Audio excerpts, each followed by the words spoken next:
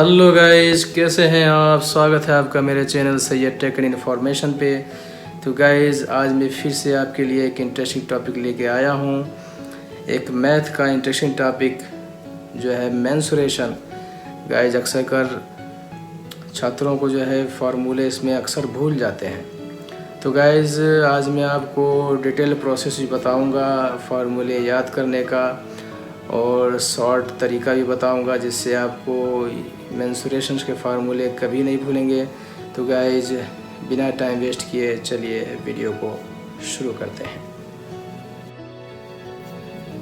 Hello guys, तो आज मैं बताने वाला हूं आपको मेंसुरेशन के बारे में।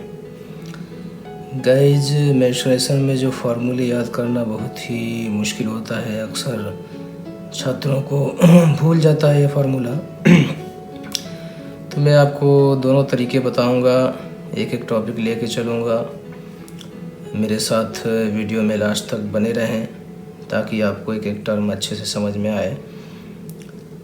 मैं आपको डिटेल प्रोसेस भी बताऊंगा और शॉर्ट में याद करने का तरीका भी बताऊंगा।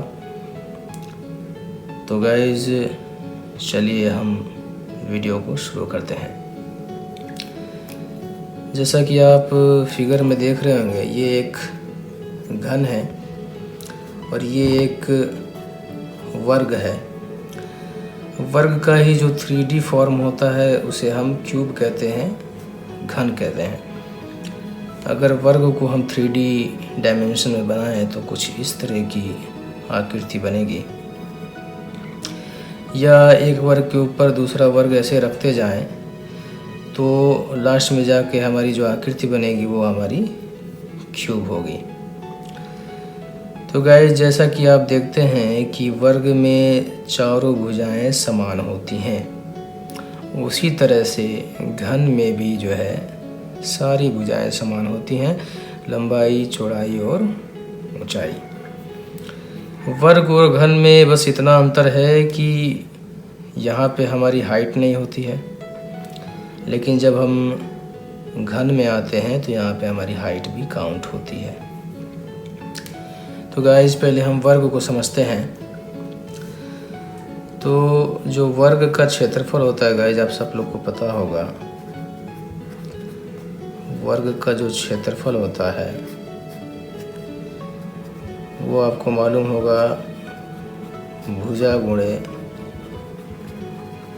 भुजा, यानी A क्रॉस A स्क्वायर। ये आपको भली बात ही मालूम होगा। सिंपली क्यूब में हमको कौन कौन से पैरामीटर निकालने होते हैं, एक बार उस पर हम गौर करेंगे।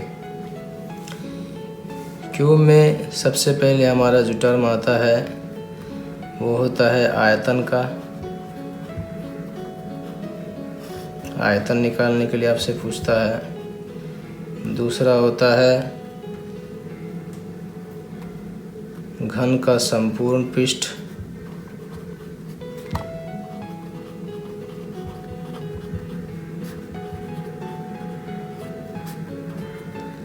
जिसे आप होल सरफेस एरिया भी कहते हैं। यह वॉल्यूम होता है आपका। तीसरा आपका डायगोनल निकालने का आता है, जिसे हम कर्ण भी कहते हैं। ठीक है गाइज।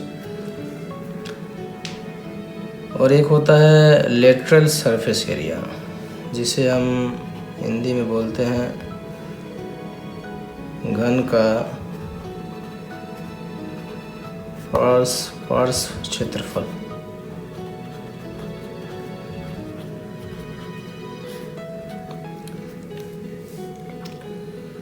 इसे हम कहते हैं लेटरल सरफेस एरिया। ये होल सरफेस एरिया होता है, आयतन होता है। तो गाइज, आपने आयतन का फार्मूला भी पता होगा और जाना होगा कि लंबाई गुणे चौड़ाई, लंबाई गुणे चौड़ाई गुणे ऊंचाई होता है। यह हमको मालूम है इसकी, ये हमारे पास कितने इसमें वर्ग बनेंगे, एक ये वर्ग, एक ये वर्ग, एक ये वर्ग, एक ये वर्ग, एक नीचे वाला, एक ऊपर वाले, हमारे टोटल जो है 6 वर्ग इसमें बनेंगे। तो हमको मालूम है जैसा कि हमारी लंबाई भी ये है, चौड़ाई भी ये है और ऊंचाई भी ये है। तो a गुणे एक जब करेंगे तो a का क्यूब। ये हमारा क्या आ गया? ये हमारा आ गया आयतन। और घन का संपूर्ण पृष्ठ, संपूर्ण पृष्ठ का मतलब गैज होता है कि हम होल एरिया उसका लेंगे, यानी पृष्ठ आपको पता है कि जो साइड होती हैं, यानी ये एक दीवार, 2 दीवार, 3 दीवार, 4 दीवार, 5 दीवार, 6 दीवार। अगर आप एक वर्गाकार रूम देखेंगे तो उसमें अगर आप दीवारों को काउंट करेंगे ऊपर नीचे से लेके तो टोटल 6 सरफेस आपके पास होंगे।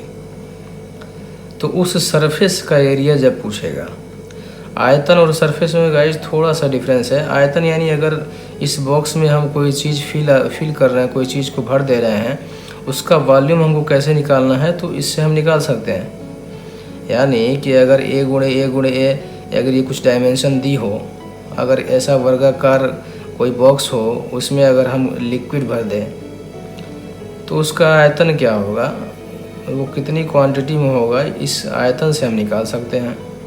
अगर ये कहा जाए कि अगर हमको इसकी 6 दीवारों को पेंट करना है तो कितनी पेंट की खपत होगी, तो उसको हम घन के संपूर्ण पृष्ठ से निकाल सकते हैं गाइज। एक पृष्ठ का जो क्षेत्रफल होता है आपको पता है क्या होता है, भुजा गुणे भुजा ए स्क्वायर। तो जब हम इसका संपूर्ण का मतलब पूरा हो गया, जब पृष्ठ का क्षेत्रफल निकालेंगे तो हमारे पास 6 वर्ग आएंगे, और 6 वर्ग का जब हम क्षेत्रफल निकालेंगे तो गाइस क्या होगा, एक वर्ग का जो है ए स्क्वायर है, इसी तरह से दूसरे का ए स्क्वायर, तीसरे का ए स्क्वायर, चौथे का ए स्क्वायर, पाँचवें का ए स्क्वायर और छठे का ए स्क्वायर। तो हमारे पास क्या आ जाएगा 6a स्क्वायर। ये हमारा क्या होगा, संपूर्ण पृष्ठ हो गया।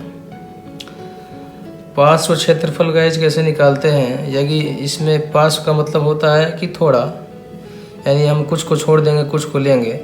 जैसे अमूमन देखा जाता है कि जो टॉप फ्लोर होते हैं, जैसे हम ये ऊपर वाले और नीचे वाली सतह को छोड़ दें और जो चारों ओर का जो एरिया निकालें उसी को हम लेटरल सरफेस एरिया कहते हैं। तो गाइज अगर इसमें से हम 2 सरफेस यानी ऊपर और नीचे वाला निकाल दें तो हमारे पास बचते हैं कितने, 4 वर्ग। जब हम 4 वर्ग का क्षेत्रफल निकालेंगे तो एक वर्ग का होता है ए स्क्वायर, दूसरे का ए स्क्वायर, तीसरे का ए स्क्वायर, चौथे का ए स्क्वायर। तो टोटल जो लेटरल सरफेस एरिया हो जाएगा हमारा 4a स्क्वायर हो जाएगा गाइज। अब कर्ण आप कैसे निकालेंगे गाइज? कर्ण निकालने के लिए मैं आपको डिटेल प्रोसेस बताऊंगा और एक फार्मूला ही बताऊंगा जिससे आप आसानी से इसको याद रख सकते हैं। ठीक है गाइज, तो पहले हम डिटेल्स वाले में देख लेते हैं कि हम कर्ण को कैसे निकालेंगे। गाइज पहले मैं आपके सामने एक घन को बना देता हूँ।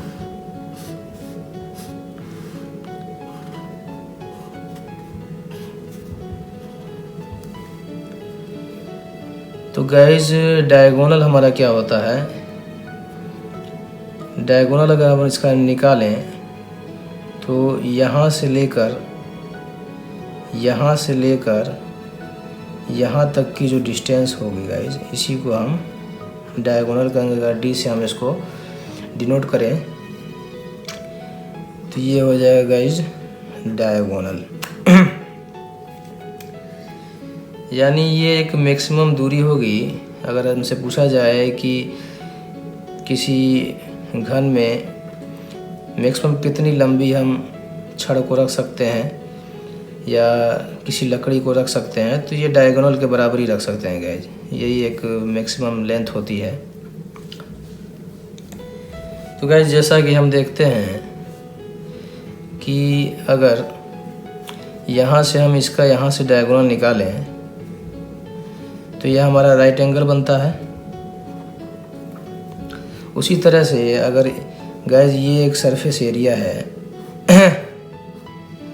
इस पे गाइज ये जो है, ये जो भुजा है ये परपेंडिकुलर है इसके सरफेस पे। कोई भी भुजा डालेंगे तो वो परपेंडिकुलर ही होगी। और जहाँ तक हमारी ये भी डिस्टेंस ए है, ये भी डिस्टेंस ए है। तो गाइज अगर इस सरफेस को मैं किनारे बना लूँ समझने के लिए, ये जो हमारा सरफेस है गाइज, इस पे अगर ये कोई भुजा है तो ये इस सरफेस के परपेंडिकुलर ही होगी। सपोज ये ए है और गाइज ये हमारा डायगोनल है, यही हमारा डायगोनल हमको निकालना है। ये भी हमको पता है ए होता है और ये भी हमको मालूम है कि ए है। अगर गाइज हम इससे इसको मिला दें, इस भुजा से इसको मिला दें, तो हमारे पास ये भी एक राइट एंगल बन जाएगा। एक राइट एंगल ये बनेगा हमारा ए, इसको हम ए डैश, इसको हम बी डैश, इसको हम सी डैश कर लें तो ये हमारा एक राइट एंगल बनेगा। अब इससे हम इसकी वैल्यू आसानी से निकाल सकते हैं गाइज। पाइथागोरस प्रमेय के हिसाब से अगर इसको हम x मान लें तो एक्स स्क्वायर बराबर हो जाएगा, या ये दूरी a है, a square plus a square. यहाँ से हम x की वैल्यू निकालेंगे तो ये हो जाएगा √2a स्क्वायर या √2 इंटू a। ये हमारी x की वैल्यू आ गई, यानी इसकी वैल्यू आ गई। अब गाइज अब जो हमारे पास अब क्या, हमारे पास जो फिगर निकल के आया कुछ इस तरह से निकल के आ गया। कुछ इस तरह से हमारे पास जो फिगर है कुछ इस तरह से निकल के आ गया।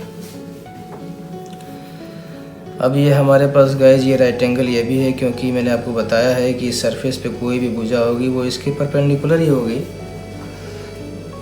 अब ये जो हमारा हो गया ये क्या है, ये घन का डायगोनल है। ये हमको पता हो गया √2 इंटू ए हो गया, ये हमारा ए है। अब तो फिर हम पाइथागोरस प्रमेय से निकालेंगे तो डी स्क्वायर बराबर क्या होगा, ए स्क्वायर प्लस √2 इंटू ए का होल स्क्वायर। यहाँ से निकालेंगे तो ए स्क्वायर प्लस 2a स्क्वायर, √2 में जब उसका स्क्वायर करेंगे तो 2 आ जाएगा।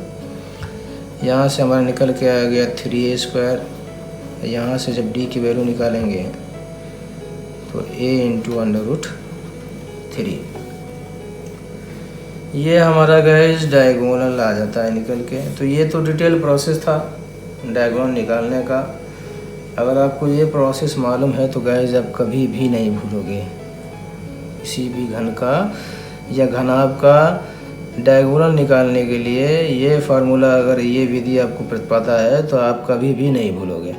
एक फार्मूला होता है गाइस, इसका कर्ण निकालने का फार्मूला होता है √ लंबाई का स्क्वायर, चौड़ाई का स्क्वायर, हाइट का स्क्वायर। इन तीनों का स्क्वायर कर देंगे तो हमारा कर्ण निकल के आ जाता है। जैसे यहाँ पे जो लंबाई चौड़ाई ऊंचाई सब बराबर है, यानी a square plus a square plus a square √ यहाँ पे हो जाएगा 3a स्क्वायर, यहाँ पे निकालेंगे तो a √3। तो ये एक फार्मूला था, इसे आप याद कर सकते हैं इसको। और गाइज आयतन और क्षेत्रफल में कुछ ज़्यादा अंतर नहीं होता है, ये लगभग सेम होते हैं। जैसे अगर आपको घन निकालना है किसी भी क्यूब का चाहे घनाभ का, आयतन निकालना है, सॉरी, यदि आपको आयतन निकालना है तो सिंपली आपको एरिया तो मालूम होता है, एरिया इंटू हाइट कर दीजिए। यानी जैसे हमको मालूम था कि वर्ग में हमारा एरिया नहीं होता है, हाइट नहीं होती है, बस साइड की भुजाएं होती हैं, हमारी हाइट नहीं काउंट होती है। जब हम इस पे ऐसे वर्ग रखते जाएं तो हमारी एक हाइट बन जाएगी, इसी को हम घन बोलते हैं।